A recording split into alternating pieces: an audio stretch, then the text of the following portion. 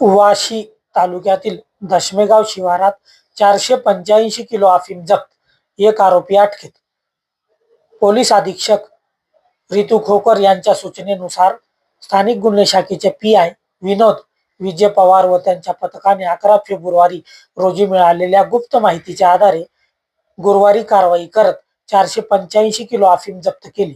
या प्रकरणी सहपोलीस निरीक्षक सुदर्शन कासार यांच्या फिर्यादीवरून शेती मालक समाधान उघड यांना अटक करण्यात आली आहे. पोलीस निरीक्षकांनी दिलेल्या माहितीनुसार आरोपी वाशी तालुक्यातील दशमेगाव शिवारात अफीमची लागवड करत असल्याची माहिती मिळाली होती. त्यानुसार सापळा रचून कारवाई करण्यात आली.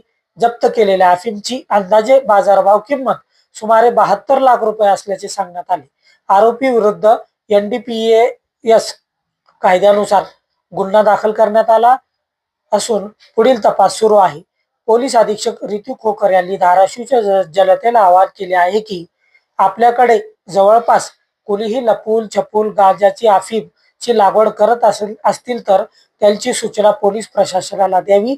आम्ही त्याच्यावरती नक्कीच कारवाई करू आणि माहिती दिलेल्या व्यक्तीची ओळख गोपनीय ठेवण्यात येईल. नमस्कार, मी परवेश शेख, साबरमती न्यूज, उस्मानाबाद, धाराशिव.